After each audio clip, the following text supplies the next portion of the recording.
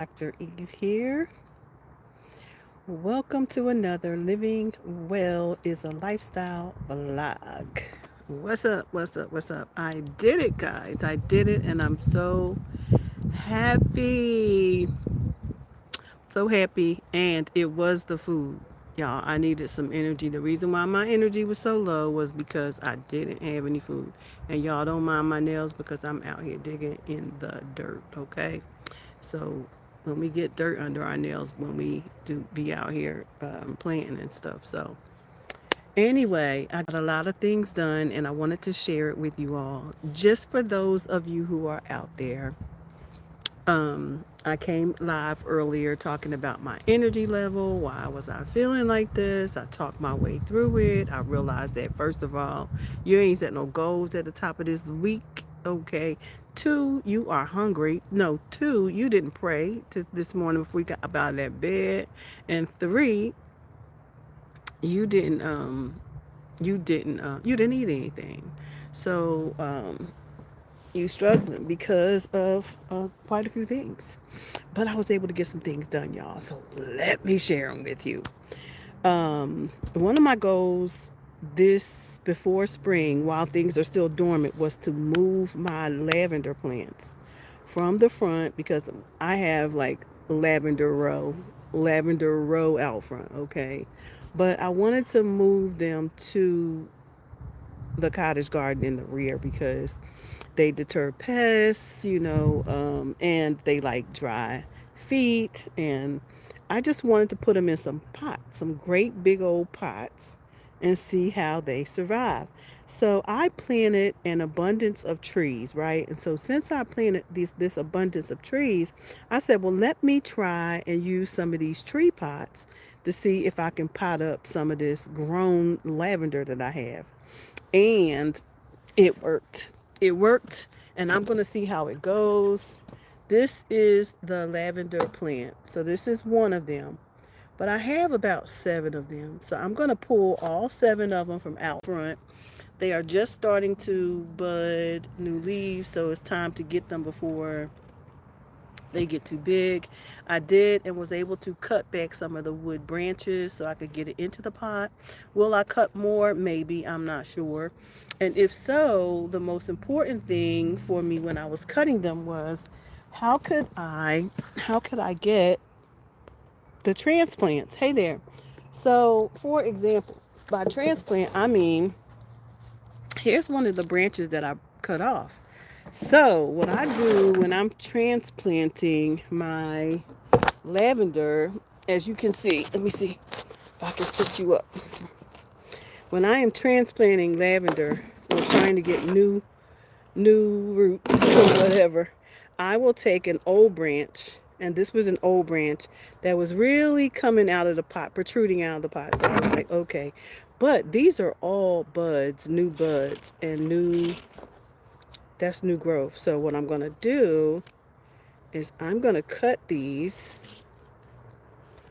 off, and then I'm going to make some new starts with them. So I'm gonna cut this branch first, and then I'm going to shave it back, and I'm gonna put some root powder on them so that I can get me some new lavender. So these were babies. They are literally, yes, me too. These are probably 4 years old. So this is one of them. So like I said, I'm trying to move all of them from the front or the front of the property to the back because this is where I spend most of my time. So I don't really need them out front. But anyway, so what I'm going to do is I will begin to pull, because this is a new branch actually that's coming up out of this stem right here, right? So, but in order to get a new plant, I have to take these off, and I'm going to remove all the bottom leaves I'm going to remove all of these bottom leaves, and I'm going to shave these. You see that green part right there? You see, can you see it's green? I don't know if y'all can, my glasses is kind of getting in my way of the screen, but you see how it's green? So you can actually root this by just sticking it in some soil. I have some peat moss and things I'm going to mix up, and I'm going to put these in, and I will show y'all the end results. But I'm not going to do it right this second because I want to cover quite a few things in this video. But this is how I prepare to plant them. This is a brand new lavender. Look at that. Brand new, brand spanking new. Smells so good. So I could go to the store and buy them, but y'all, do y'all know they $5.99 at the store? Hey, Gooner. Do y'all know that lavender, literally a 4-inch pot, is $4.99, and all you're getting is one little sprout, right? So you might as well start your own. If you have, you can always start a new plant. You just have to know the rules, right? What are the rules to propagating, right? And that's something that I'm a big fan of propagation, because if I and when I am purchasing my plants, right? When I am purchasing my plants, I am looking for the possibility of um, propagating them, because the more you have, I mean, you take one plant and you do it over and over and over, right? So I want the best of all possible stems. And right here, right now, I've got 1, 2, 3, 4, 5, 6, and I don't know how many I'll get from the new growth that I'm going to pull from the front. So I'm going to take, you have to avoid the woody part, like this piece right here, because that's not going to root very well. You have to get the new stem. So you want to go ahead and cut the new stem. This, I don't know if this will do anything. This is kind of small, but I'm going to take it anyway, okay? I will take it anyway and put it in one of the little pots with the others. And then, like I said, I'm going to take all these leaves back off, and then I'm going to, these nodes is where the roots is going to go. I don't know if you can see the nodes. These nodes where I just pulled those branches from, that is where your roots are going to grow, okay? So you want to make sure you at least have enough roots for something to grow. And even though this is really small, do you see how green that is? It's ready to go. It's ready to do something. All right, so use it to your advantage. Lavender is a beautiful plant, medicinal. You can get great medicine from lavender, great essential oils. We don't have to keep buying things. We just have to learn how to propagate, and when is a good time to propagate. When you get new leaves. When you get these new leaves, it's time to propagate. But I'm trying to move them before they really start shooting out, because I really want to make sure I don't affect their budding process. So I'm trying to get them out before they go completely start flowering, right? I don't want them to flower on me. So this one has nice green root. You see it? So we're going to take all of these and do that. So another thing that I was able to do after I figured out that all I needed was some food was I moved that plant, which I showed you, and it's beautiful. Um, I brought my citrus. I uncovered my citrus to see how they were doing, and they are doing good. So I have also moved them. I also moved the citrus here so I could give them some fertilizer, or at least not yet fertilizer, but to just to measure how well they're doing. And they seem to be doing okay. They're still green. That's the most important thing, that they are still green. So let me show you the lemons since we are here, and what we're going to do next with these lemons. So that's the lavender. I'm going to show you how to propagate how to propagate your lavender, how to move it and propagate it. So I literally dug up my 4-year plant from the front. I've got 6 more to do, and I'm putting them in the big tree pots. The pots that my trees came in because they are big enough. And believe it or not, what I discovered with the lavender is that the roots are really shallow. They not deep at all. They do have a tap root, but if you can get to it, it's still shallow. It's not a deeply rooted plant.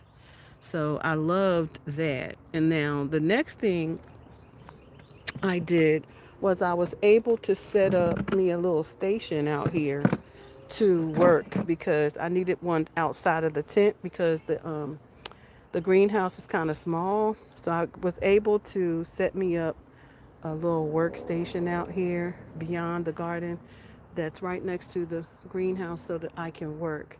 But because it feels better to sit out here. So these are the citrus trees. I have 5 of them. One is in the six of them. One is in the ground, but they're all still green. So that's what I love about them. I gave them deeply watered them. Tomorrow I'm going to give them some fertilizer. I'm going to give them some new mulch. I think some new compost. So I picked them back. I'm probably gonna cut them back a little bit, cut these stems off down here. So I'm gonna do some pruning to them tomorrow. But what I wanted to determine today was were they green, and they are definitely alive. They are definitely very green and alive. These stems are beautiful. We want to cut back these dead branches so they can continue to grow. So I will be doing that tomorrow. This is another one. This is a Meyer lemon. These actually produced this year, y'all. So these are lemon trees that are actually produced this year. I got plenty of lemons, as you can see. I just pulled one off that I didn't even see was under there, so it dried out. But those are the ones, these are my citrus. And this is the Calamodon. Look, I didn't get them off soon enough, so they just dried up. Um, I might save them for the seeds, so I might save that because it's seeds in there. They are delicious fruit, very small. You can actually grow this in the house. I learned that this year. I was at a restaurant downtown, and I discovered that there was this beautiful calamadon tree in there, and I just pulled one of the oranges off and ate it. It was just a really nice. I didn't know that you could grow them inside. And this is another one, but this one is in a very shallow pot. And so I have to take this one out of this pot and get it into a new pot, but it's very green. My goal was, again, are they green? Will they make it? Did they make it? How are they going to do? And they look like they will do very, very well. So we took them out and assessed them. So I'm going to leave them here and do some work with them over the next couple of days, and see if we can't save them. Okay, not save them, but see if we can't give them some good nutrients. I want to first go in and do some studying on the citrus tree and the types of nutrients and things that they need before I do anything else to them. The next thing I did was I pulled all of my broccoli. I pulled all of the broccoli and was able to get a nice bunch of broccoli. The good thing about going ahead and pulling them out is I have a few broccoli that are growing, and I can put them in these bags and replace these old ones, because the old ones are gone. So I can put the new ones in there. That's exciting. Like I said, these bags are doing absolutely amazing. There's no broccoli in here. All of this is Brussels sprouts, kale, and collards. Um, yeah. So I took one out here. So wherever I took one out, um, I can put in a new one. Probably I can go ahead and get that root out. Yep, it's not even that deep. So I'm gonna go ahead and I'm gonna put another one in there. But I like to double my pots. So I'm putting double food in these because that's how I did it before. I double planted in all of my pots and all of my bags, and they did really, really, really, really good. So we're just gonna leave this right here. I will finagle with that tomorrow. Um, what else did I say I was gonna cover that I covered? Oh, I got that porch cleaned off, y'all. I got the porch cleaned off so I can go ahead and got oh yeah, got the porch cleaned off. I got the porch cleaned, so there's nothing up there. So, but and another thing I was trying to work on was preparing these few pots. I got pots, rail pots as well. Like I said, I grow in everything, but I want to give these some good fertilizer and prepare them for beautiful flowers. So, not sure. And I know that these pansies will live well into the spring because they just don't like heat. So, what I'm going to do is leave them here, and probably plant some vining plants like maybe morning glory or something that just takes over, that will, grow over the banister, and flourish.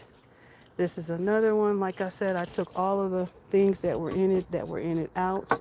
The big thing is we have a lot to do in the garden, but in order for us to be successful, we have to do the maintenance work and not try to do it all at one time, right?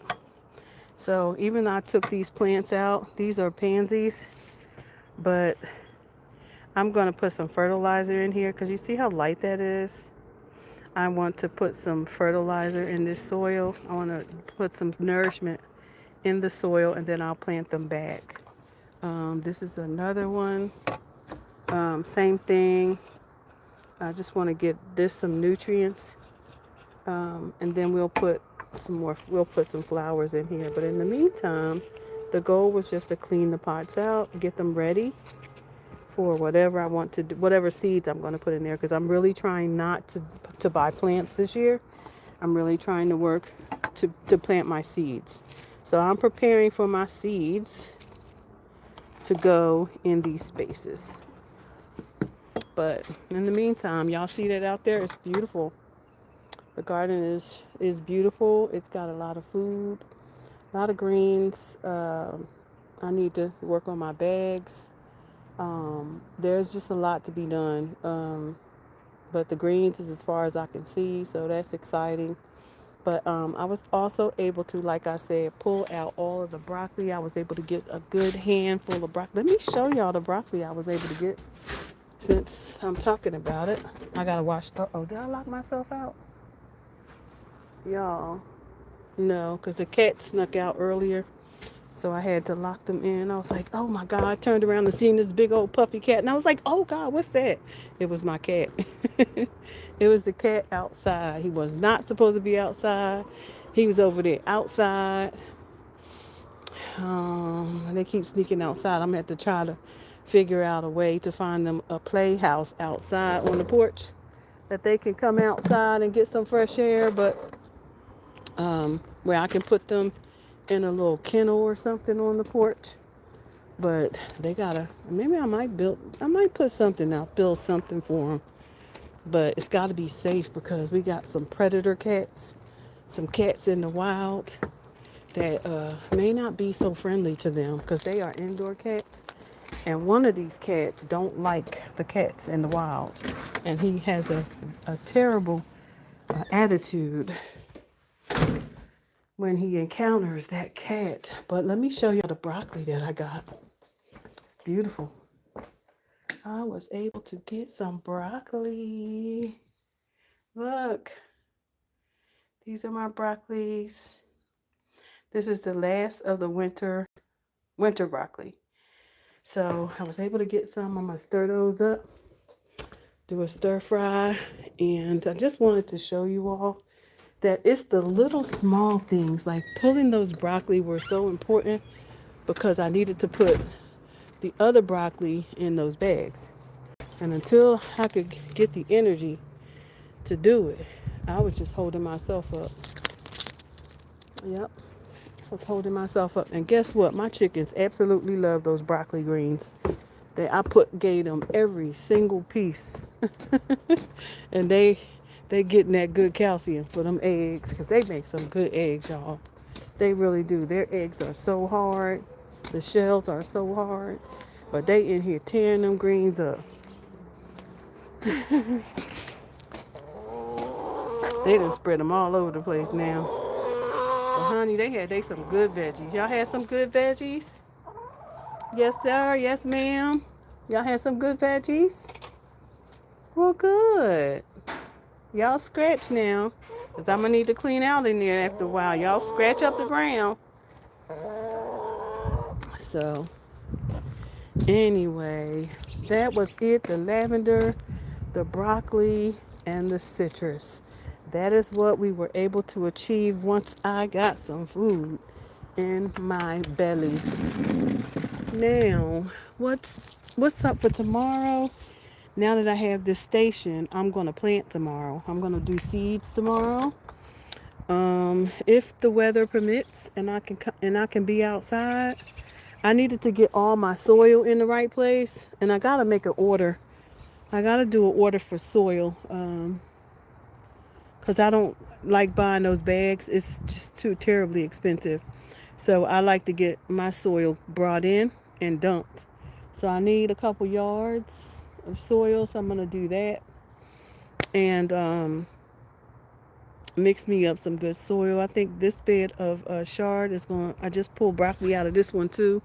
I pulled the broccoli out of this one, and the chard is bouncing back real nice. I think I'm just gonna go ahead and put some chard seeds in here everywhere. Let this just be a chard bed. Um, the chard likes the cold anyway, and I think I'm just gonna let that be a chard bed. Yeah, but I've got stuff to plant. I've got lettuce already growing that needs to be planted out. I have strawberries that need to be planted out. I have Georgia collards that need to be planted out. As a matter of fact, I might get those in the ground before I go in tonight. And I'll share that with y'all tomorrow. But that is what we did today. With the light, only having so much light, and me being a late riser, um, it's a little, I don't have much time. And I think I've been rising late just because y'all know I had that little incident in December, right? And my body was just absolutely needing more rest. And so I've been getting 9, 10 hours of sleep. But what I have to do is make sure I'm going to sleep at a decent hour at night. That way I can get up early, and regardless of what time it is, I will still get my 9 hours. I know people say that older people don't need that much rest. Oh, but I need my rest because my body was telling me that I need rest. Y'all better listen to your body because it will put you down if you don't. I need to write this down. I need to make a list because I also need to clean out my hanging baskets so I can pot them up because some of those had lettuce in them, um, new seeds in them, and I need to check those out. So I need to put that on the list tomorrow. We're gonna do some mulching this week, hopefully, but I don't want to put too much, like I said, too much on my plate, um, because I don't want to put too much on my plate. We're gonna do a couple things a day to get us there, and when I write down what I have to do, it's a heck of a lot easier to decide on what activities that I have to that I have to do to achieve the goals. Because sometimes just because you put something on your list to do, you might have to do some prep work before you can get that thing done. So, if you are out there growing food, developing a homestead, developing, caring for animals, and all the things, growing a business, all the things, doing the research, because I got to stay in the research because that's what my channel does. We come based on evidence, backed by science, backed by science. And so, because of that, I have multifaceted duties to make sure I deliver to those who are following me credible information, right? credible information because I am a scientist. And I don't want y'all out here following me, just doing just anything. I want you to have the papers that you can read yourself. The knowledge about your skin, the things you eat, how you can heal your body with these foods, and where did I get that information from?